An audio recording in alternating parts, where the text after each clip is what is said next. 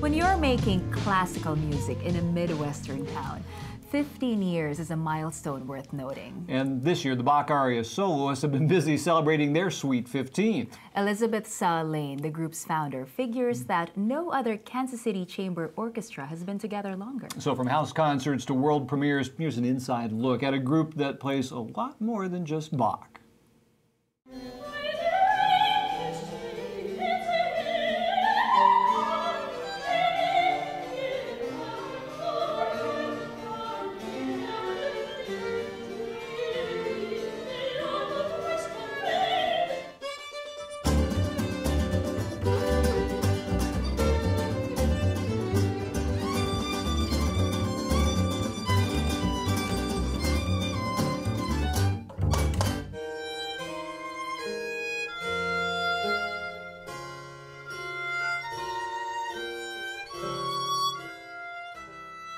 The whole idea of chamber music comes from playing in a room, one room in a chamber, and it could be in a palace or in somebody's home or in a coffee house.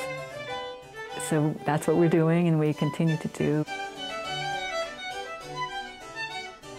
If you were raised the way a lot of people were, classical music isn't us and them kind of thing. The musicians are up there, they're educated, they're elite, they're special, and they're apart from the audience. And it's not actually the way any music should be. You should be able to get up close and personal with the people that are making this wonderful art. That kind of thinking helps account for 15 years of house concerts, German with a Z and a K. Most, like this one off Ward Parkway, have a pretty traditional look and feel. But not always. In December, Rod Park's distinctive Octagon House near UMKC played host to a program blending Bach with a healthy helping of tango, gypsy, and South American tunes. The kind that guitarist Bo Bledsoe particularly likes to play. Pretty little Brazilian songs or, gypsy melodies. I like to think that maybe I've rubbed off a little bit my aesthetic. When they first started, Elizabeth was very hardcore all Bach all the time. And I think they've gotten really creative without letting Bach go by the wayside. They've drawn on other types of music that are influenced by Bach or shed light on Bach's music, and it's been really intriguing. Patrick Neese has watched the Bach Aria soloists grow and evolve over the last decade and a half. His expert assessment? The players can hold their own with just about anyone. These people are well-traveled, they're experienced musicians, they have an incredible depth of knowledge, and it's just wonderful that they share it with us.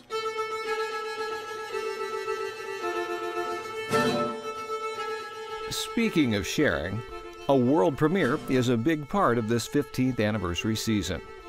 And here's the man who composed it. Narong Prongcharan came from Thailand to study at the UMKC Conservatory.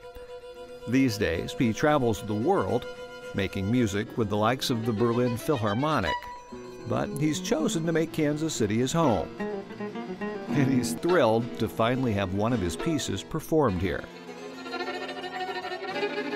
It's a dialogue between me and Bach, so he says something in his own language, and I say something, to respond in my own language.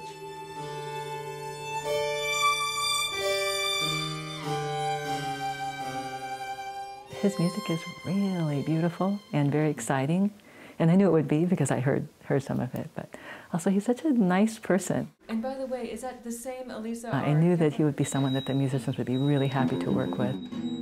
It's like a blessing. You have a chance to do something that you wish you can do, but you don't have that opportunity. And to deal with only 4 people is totally different than 55 or 70. Like you can hide a lot of things under the carpet with your orchestra. You can okay, let's sweep that up, in, and then it's fine because you have so many instruments to go along with. But with the chamber music, you can't, because everything becomes foreground.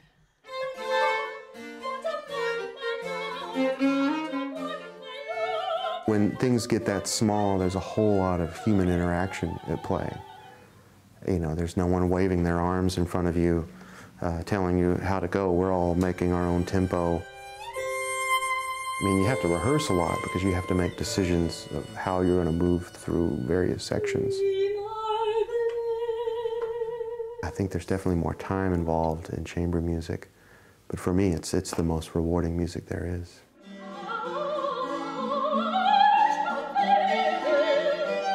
Year 15 also marked the end of an era for the Bach aria soloists. Rebecca Lloyd retired from the soprano chair she'd held since day one, handing it off to her protege of sorts, Sarah Tannehill. Sarah brings amazing sounds to this group. She's got a vivacity and a real charm. She was a violinist first, so, you know, her intonation's always spot on, and she's got perfect pitch and, you know, can really nail the part. But, you know, she also brings a lot of emotion to her interpretations as well. Not to mention plenty of poise. In only her second time out as a full-fledged member, the group shared the spotlight with Dr. Christoph Wolff. No pressure. He's only the world's foremost Bach scholar. This area of Germany was very different from any other place in Europe. So he makes it very accessible and very interesting, speaking of Bach as a person and also, of course, as a musician. So whether it's collaborating with an expert on Bach, or a jazz musician like Bobby Watson, working with dancers, or playing a concert for kids, even a night of beer and brats at Boulevard, the group has proven to be anything but risk-averse. For a violinist who formerly played with the London Symphony, keeping a small non-profit on course has required a whole new set of skills.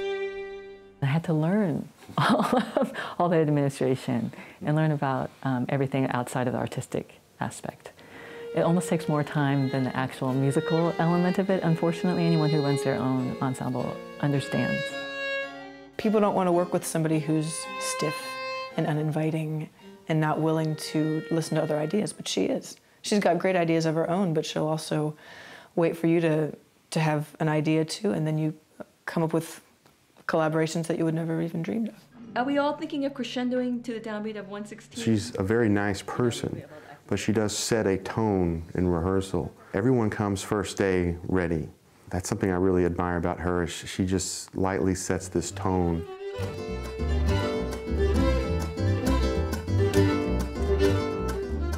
She's very charismatic too, and audiences love her. If I'm going to go see something, I want it to be really great, worth the time, right? And so we feel that with, you know, the audience too. I'm always so grateful when people come, because I know that you have, you know, endless possibilities of things you can do for the night. So we definitely want to put on a good show. But being able to perform with the colleagues that I have, you know, in this ensemble is, you know, such an honor. That really presents the biggest challenge for me, to be able to try to play at a level with my colleagues and also, you know, good enough for the music.